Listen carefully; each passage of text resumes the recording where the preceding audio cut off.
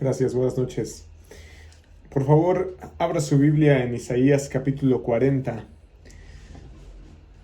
Ese es el pasaje que vamos a estudiar el día de hoy. Isaías capítulo 40, donde lo dejamos la última vez, después de nuestra breve interrupción, más bien continuidad. Isaías capítulo 40. Si ya lo tiene, acompáñame a orar. Padre, te damos muchas gracias por la bendición que nos das de escudriñar tu palabra. Más preciosa que el oro, más dulce que la miel, más cortante que toda espada de dos filos. Te pedimos, Señor, que el Espíritu Santo esté esta noche con nosotros para que nos ilumine, de tal manera que con eso que aprendamos hoy, contemplando tu rostro en la faz de Jesucristo, nosotros podamos ser transformados por ese mismo Espíritu aplicando esta palabra. Te pedimos, Señor, que seas con nosotros en esta hora. En el nombre de Jesús. Amén. Isaías capítulo 40. Y antes de pasar al texto, yo quisiera explicarle qué ha acontecido en Isaías hasta el momento. Isaías básicamente puede dividirse en dos grandes secciones, o en dos grandes libros, podríamos decirlo así. La primera parte es del capítulo 1 hasta el 39. Isaías le ha estado profetizando a las personas de su tiempo alrededor del siglo VIII a.C. Y si usted recuerda nuestro estudio antepasado, esta parte terminó con la advertencia de un exilio a Babilonia. El capítulo 39, versículos 6 al 7. Dice así, Isaías 39, del 6 al 7. Ciertamente vienen días cuando todo lo que hay en tu casa y todo lo que tus padres han atesorado hasta el día de hoy será llevado a Babilonia. Nada quedará, dice Yahweh. Y algunos de tus hijos que saldrán de ti, los que engendrarás, serán llevados y serán oficiales para servir en el palacio del rey de Babilonia. Entonces Ezequías dijo a Isaías, la palabra del Señor que has hablado es buena, pues pensaba, habrá paz y seguridad en mis días. Y este exilio a Babilonia finalmente sucedió en el 587, cuando los babilonios arrasaron Jerusalén y llevaron cautivo al pueblo. Ahora, a partir de Isaías 40, el profeta se está dirigiendo a sus lectores del futuro, a los lectores que van a vivir ese mismo exilio que profetizó en el capítulo 39. Así que ya no está hablando a sus contemporáneos, sino que está hablando a su pueblo del futuro que va a ir cautivo a otra nación. Isaías les va a decir que habrá salvación, pero no al librarlos del exilio, sino a través de él. La pregunta que se cierne sobre el resto del libro de Isaías es, oye, Dios nos libró de la mano de los asirios, pero ¿nos va a librar del imperio que vendrá después? Y déjeme contarle un poco del contexto histórico antes de comenzar. Alrededor del año 650 a.C., Asiria se había consolidado como el imperio más poderoso del mundo conocido. Sin embargo, poco tiempo después, los babilonios y los medos se aliaron para destruir las ciudades capitales de los asirios bajo el mando de un hombre llamado Nabopolassar. Para el año 605 a.C., su hijo, el rey Nabucodonosor II, ya había extinguido todo rastro de aquel gran imperio. Tras la muerte de su padre, Nabucodonosor tomó el mando de Babilonia. Y haciendo una gira triunfal por todo el imperio asirio, coronándose como nuevo rey de Babilonia, demandó tributo a todos los reyes del oeste a manera de alianza. Por aquel tiempo, el rey que gobernaba Judá, es decir, el pueblo de Dios, era Joacim, hijo del rey Josías. En los últimos días del reinado del gran rey Josías, una sombra de conflicto se ciñó sobre Israel. El faraón egipcio Necao marchaba con su ejército hacia la lejana tierra de Carquemis para apoyar al rey de Asiria en una batalla crucial. Carquemis, la última fortaleza de Asiria, se erguía imponente a 400 kilómetros al noreste de Damasco, a orillas del poderoso río Éufrates. Y el rey Josías, lleno de preocupación por el futuro de su nación, tomó una decisión valiente y decidida. Iba a interceptar al ejército del faraón Necao y enfrentarse en batalla para proteger a su pueblo. Sin embargo, en medio del fragor de la lucha, hubo una gran tragedia. Fue en aquel campo de batalla donde el gran rey Josías halló su trágico final ante los egipcios. Eso usted lo puede ver al final de Segunda de Crónicas, capítulo 35. Tras su muerte, los egipcios nombraron a Joacim como su vasallo, es decir, como su servidor. Recuerde que Joacim era hijo de Josías. Pero él, lleno de ambición por mantener el poder, aceptó ser siervo de Egipto en el año 609 a.C. En la gira de Nabucodonosor tras su coronación en el año 605, es decir, han pasado 4 años después de la muerte de Josías, Joacim aceptó de nuevo rendirle tributo a un rey extranjero. Sin embargo, en el 601, es decir, 4 años después, Nabucodonosor sufriría una derrota al exterior de Egipto. Y como era de esperarse, las naciones bajo el yugo babilónico comenzaron a creer en la posibilidad de liberarse. Eso mismo pasó por la mente de Joacim, quien se rebeló contra Babilonia en el 602 a.C. Y este error tan garrafal tuvo como consecuencia la caída de Jerusalén en el año 598 a.C.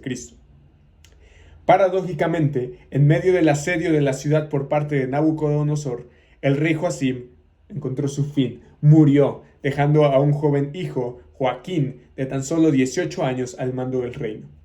Joaquín se convirtió en el último monarca legítimo de la línea davídica. Es decir, la Biblia no toma como legítimos a todos los reyes después de Joaquín.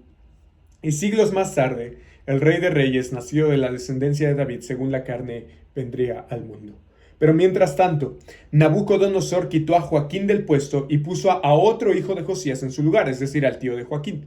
Su nombre era Matanías y luego pasó a ser nombrado como Sedequías. Dios nunca consideró a Sedequías como rey legítimo y de hecho la Biblia no tiene cosas buenas las cuales mencionar con respecto a Sedequías. Sedequías era un hombre que no tenía un liderazgo efectivo y más bien abundaba en incompetencia para mantener en orden al pueblo.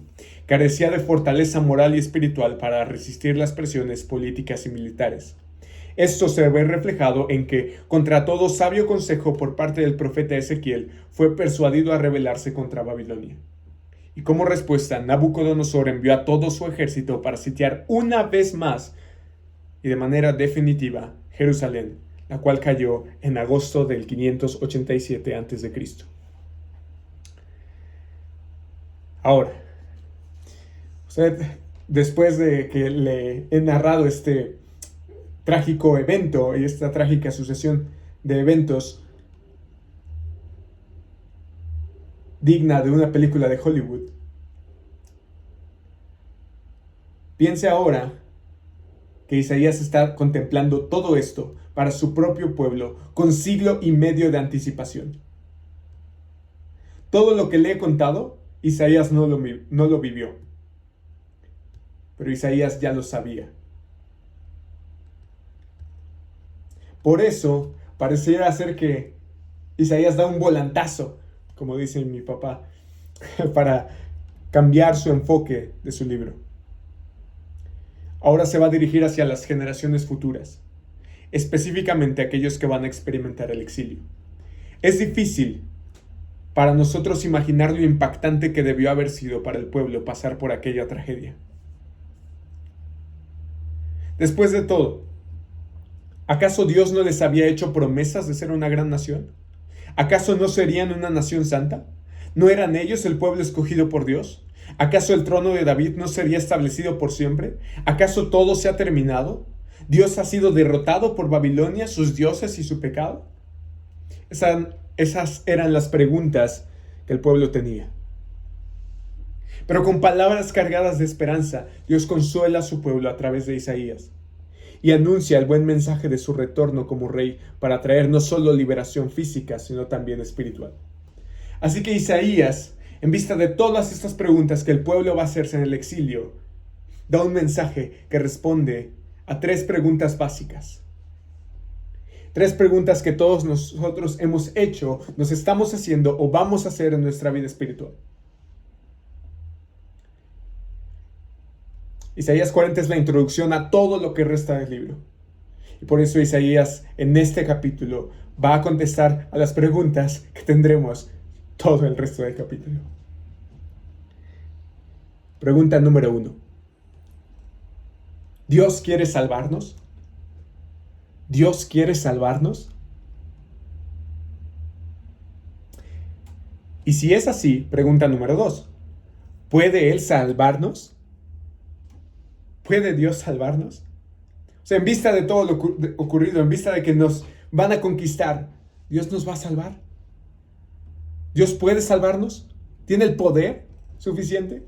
Bueno, y si eso es así, la tercera pregunta es, ¿Dios va a salvarnos? Porque Él puede querer, Él puede poder, pero quién sabe si lo hará. ¿Dios va a salvarnos? A pesar de todo lo malo que hemos hecho, ¿Dios va a salvarnos? El capítulo 40 es la introducción a toda esta respuesta. Y fíjense cómo el pasaje comienza con la voz de Dios consolando a su pueblo después del tiempo del exilio. Dios habla palabras de amor y perdón, reconfortando los corazones quebrantados y anunciando el fin del sufrimiento. Fíjese, Isaías 41. Consuelen, consuelen a mi pueblo, dice su Dios.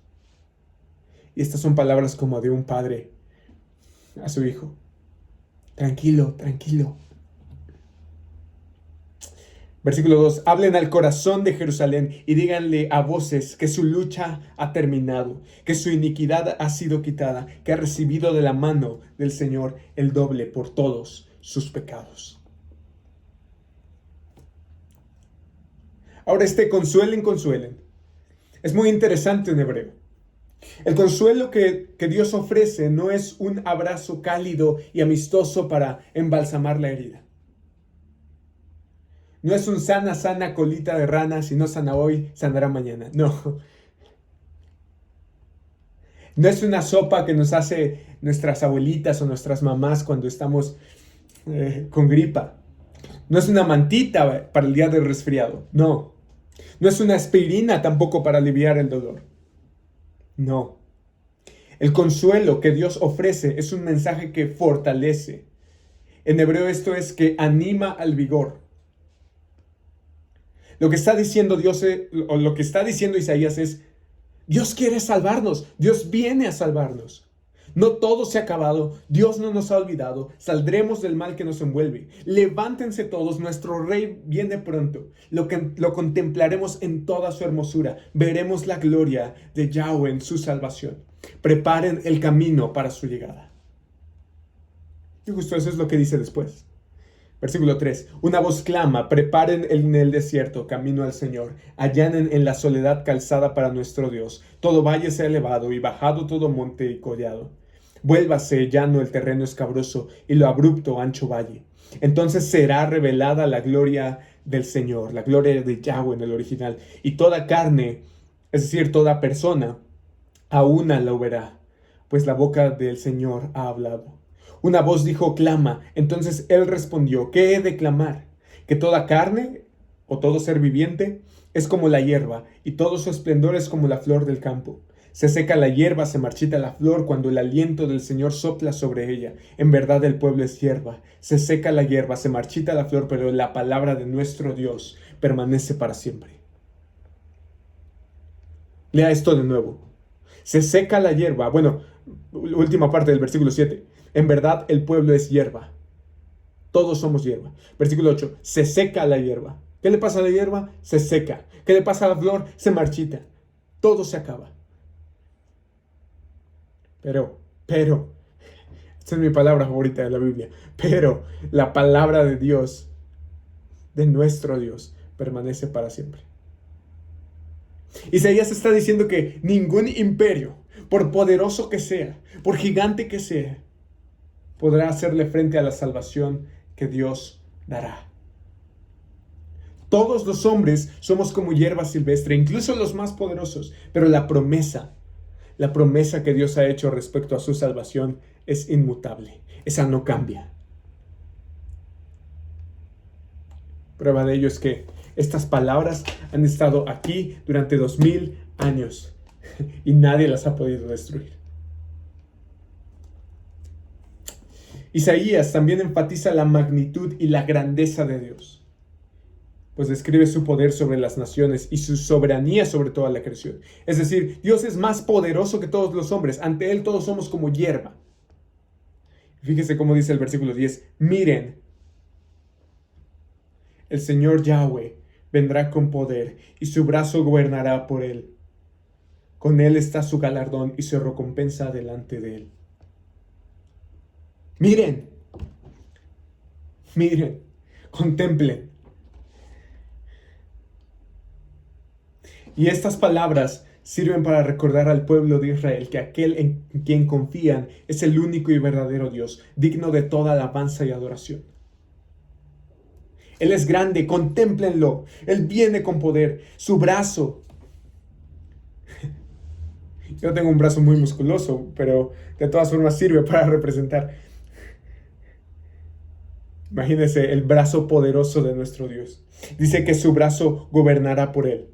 Él es el que sostiene al mundo con su brazo. Lo carga así el mundo, como una pesa.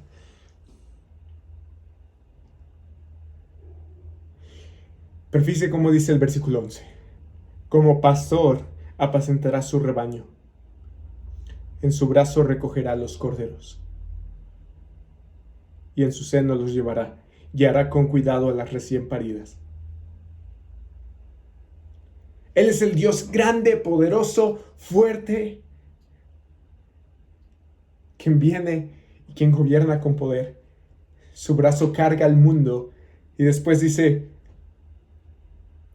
ese mismo brazo nos carga a nosotros, sus corderitos.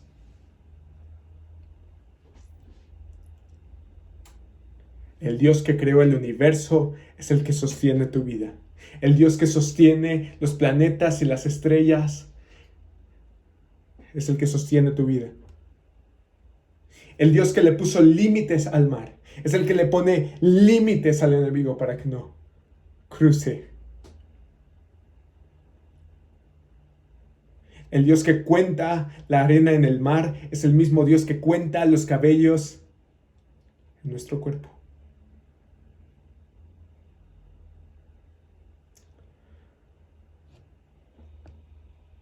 Entonces, pregunta, ¿Dios quiere salvar a su pueblo? Esa era la primera pregunta.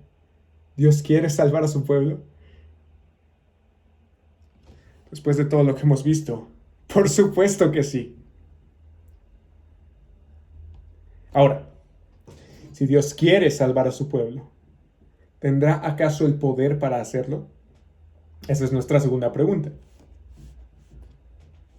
Oye, bueno, Isaías, tú nos has dicho que sí, que Dios tiene intenciones de salvarnos, pero Babilonia es un imperio muy grande, o sea, los asirios, ¡pum! Pensamos que eran poderosos y vino Babilonia. ¿Habrá alguien más grande que Nabucodonosor? ¿Puede Dios vencer a sus dioses? Isaías les va a responder poética y sublimemente. Fíjense, versículo 12. ¿Quién midió las aguas en el hueco de su mano? Usted no lea esto como si estuviera leyendo el periódico. Usted lea esto imaginándoselo. ¿Quién midió las aguas en el hueco de su mano? El Atlántico, el Pacífico, el Índico. Están aquí en su mano. Y con su palmo tomó la medida de los cielos. Oye, de Marte a Júpiter, ¿cuánto va a estar? Mira, un palmo. Y con un tercio de medida calculó el polvo de la tierra. ¿Quién pesó los montes con una báscula y las colinas con la balanza? Nos pesan 5 kilos de tortillas en la tienda. Nos parece ya un montón. Ahora imagínense pesar los montes en una báscula. Dios lo hizo. Versículo 13. ¿Quién guió al Espíritu del Señor o como consejero suyo le enseñó? ¿A quién pidió consejo y quién le dio entendimiento? ¿Quién lo instruyó en la senda de la justicia, le enseñó conocimiento y le mostró el camino de la inteligencia? Se está diciendo, ¿tú crees que Dios fue a la escuela para aprender todo lo que aprendió? ¿Para aprender todo lo que sabe, más bien? No, Dios lo sabe, no tiene que aprender nada. Versículo 15, las naciones le son como una gota en un cubo. Imagínense una cubeta, imagínense, es más, un rotoplas. Las naciones le son como una gotita en ese rotoplas. Y son estimadas como grano de polvo en la balanza. Él levanta las islas como el polvo fino, como el polvo de la arena. El Líbano no basta para el fuego, ni bastan sus bestias para el holocausto. Todas las naciones ante él son como nada, menos que nada, e insignificantes son consideradas por él.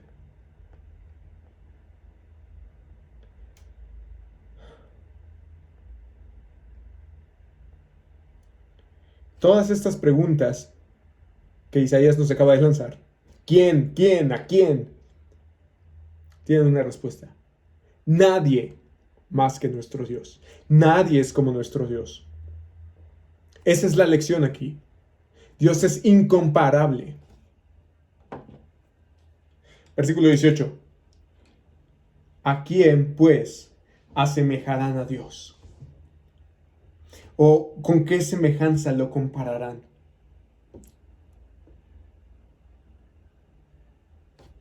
¿Quién es como Dios? Versículo 19. El artífice funde el ídolo, el orfebre lo recubre de oro y el platero le hace cadenas de plata. El que es muy pobre para tal ofrenda escoge un árbol que no se pudra, se busca un hábil artífice para erigir un ídolo que no se tambalee. Dios aquí se está burlando de los ídolos, que pueden ser lujosos, pueden ser con plata, con oro, pero son frágiles, son hechos por manos humanas. Pero Dios nos acaba de mostrar su inmensurable grandeza y la pequeñez de todo lo creado en comparación con Él. Dios está por encima de toda la tierra. Versículo 21. ¿No saben? ¿No han oído? ¿No se lo han anunciado desde el principio? ¿No lo han entendido desde la fundación de la tierra? Él es el que está sentado sobre la redondez de la tierra, cuyos habitantes son como langostas, es decir, como chapulines, Él es el que extiende los cielos como una cortina y los despliega como una tienda para morar. Él es el que reduce a la nada a los gobernantes y hace insignificantes a los jueces de la tierra.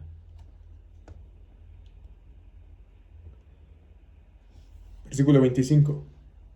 ¿A quién pues ustedes me harán semejante para que yo sea su igual? Dice el Santo. Alcen a lo alto sus ojos y vean quién ha creado estos astros. Yo tengo una ventana aquí y si no hubiera tanta contaminación, a veces nosotros podemos ver las estrellas. No hubiera tantas nubes tampoco. Pero podemos ver las estrellas desde aquí. Cada una de ellas las hizo Dios.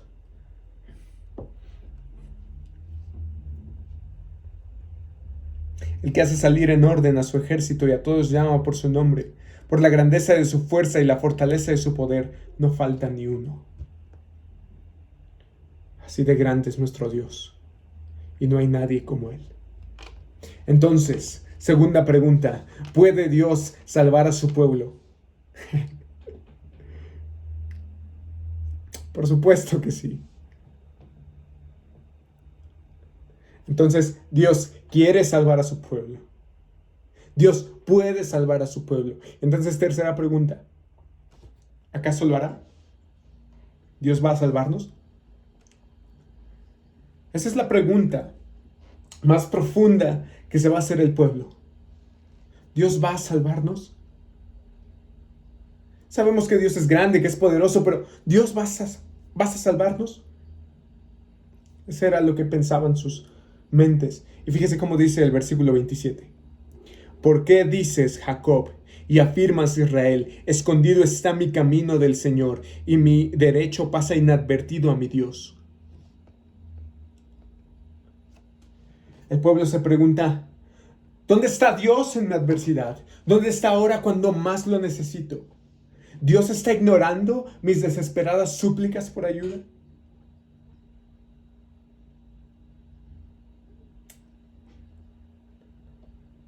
Quizás esta noche tú tienes preocupación, tú tienes dudas, tú tienes miedo.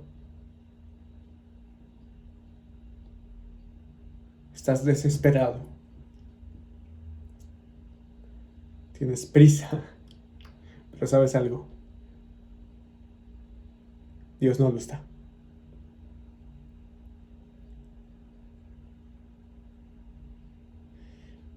Versículo 28. ¿Acaso no lo sabes?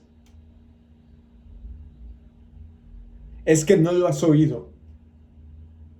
Isaías está diciendo, ¿te lo tengo que recordar? Y sí, muchas veces nos lo tiene que recordar. El Dios eterno, el Señor, el creador de los confines de la tierra, no se fatiga ni se cansa. Su entendimiento es inescrutable.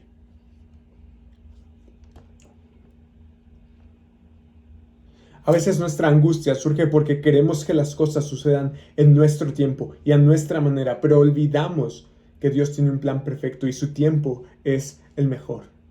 Fíjate cómo describe Isaías a Dios, el Dios eterno. Debido a que Él es el Dios eterno, su tiempo es impecable. Para Él no existe en su vocabulario el llegaste demasiado temprano o llegaste demasiado tarde.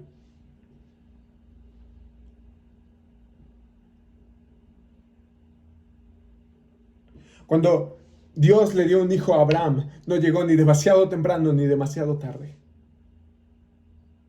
Cuando Dios miró la aflicción de su pueblo en Egipto, Él no llegó ni demasiado temprano ni demasiado tarde.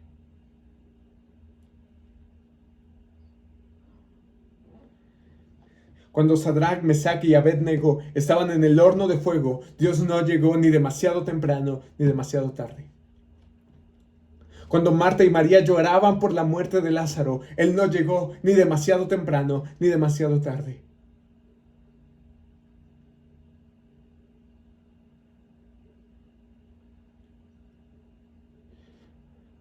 Cuando estabas en tus delitos y pecados, Él no llegó ni demasiado temprano ni demasiado tarde.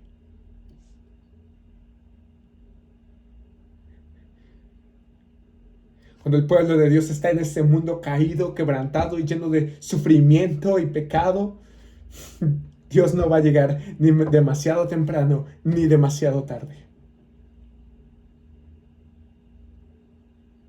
Cada vez que Dios actúa es en el momento preciso. Él tiene una precisión quirúrgica, sin prisas ni demoras. Así que hermano, hermana, confía en que cuando Dios se mueve en tu vida, lo hace en el momento perfecto. Su intervención es siempre oportuna y llena de propósito. Así que no puedes forzar a Dios para actuar a tu ritmo.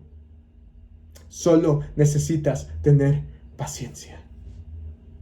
Aunque tengas prisa, Él no se apura. Pero ten la seguridad de que estará contigo.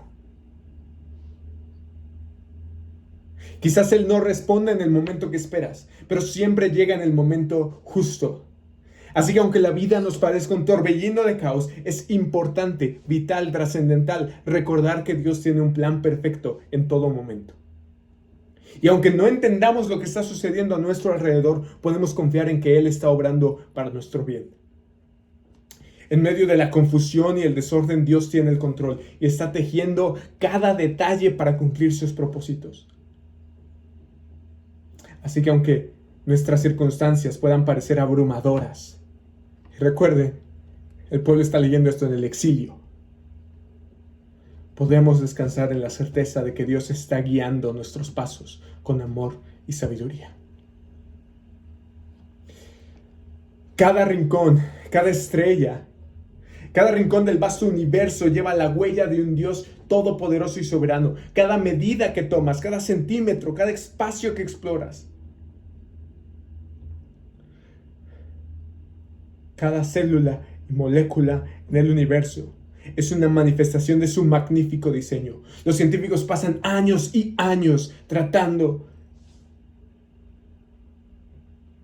de describir el universo, pero nunca llegan a un fin.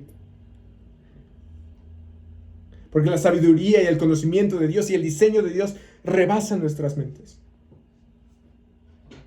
Desde las galaxias distantes hasta los rincones más íntimos de nuestro planeta, todo está meticulosamente tratado y trazado por las manos de nuestro Creador.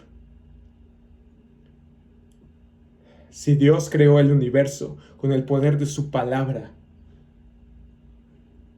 ¿habrá algo difícil para Él?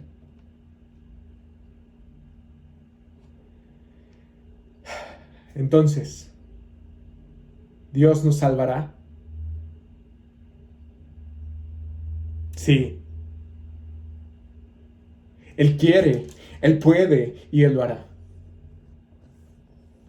Dios ha declarado que salvará a todo aquel que espere en Él. Fíjate cómo dice el siguiente versículo 29. Él da fuerzas al fatigado, y al que no tiene fuerzas aumenta el vigor. Aún los mancebos se fatigan y se cansan, y los jóvenes tropiezan y vacilan, pero los que esperan en el Señor renovarán sus fuerzas, se remontarán con alas como las águilas, correrán y no se cansarán, caminarán y no se fatigarán. Así que aunque nosotros nos agotemos, el Señor nos fortalece, nos permite volar como águilas sobre las corrientes. Sin embargo, aunque Dios ayuda al débil, para que Él dé fuerzas al cansado, primero debemos reconocer que estamos cansados, que estamos necesitados.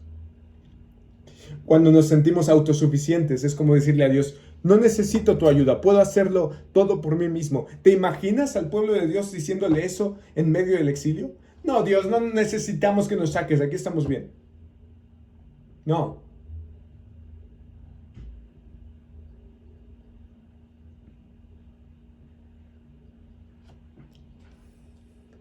Dios está listo para apoyarnos en cada paso del camino. Pero necesitamos reconocer nuestra dependencia de Él y abrir nuestros corazones para recibir su guía y fortaleza. Cuando te sientes poderoso es fácil depender solo de ti mismo, pero cuando te sientes vulnerable es cuando más necesitas apoyarte en Él.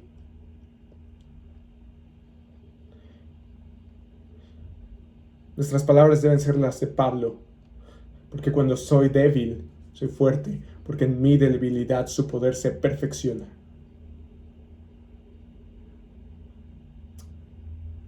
Así que la grandeza de Dios no solo nos asombra, sino que también nos consuela.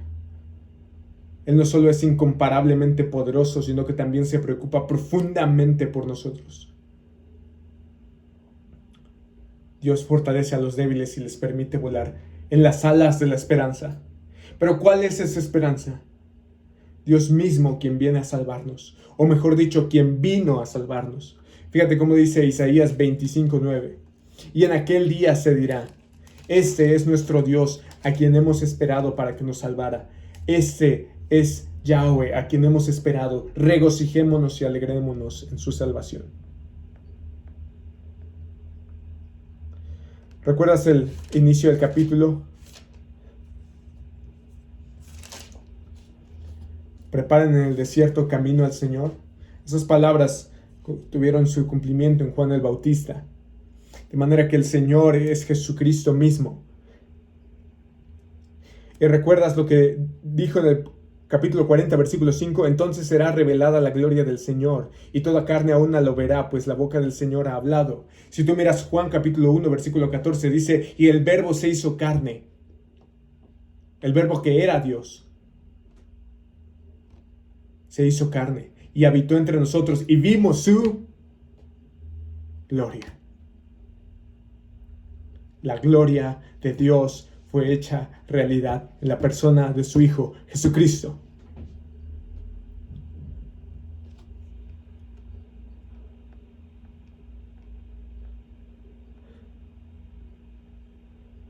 Él restauró lo que estaba roto, la relación entre Dios y el hombre.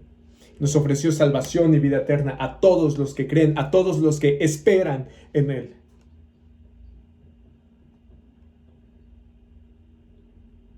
No solo renovó nuestras fuerzas, nos dio vida.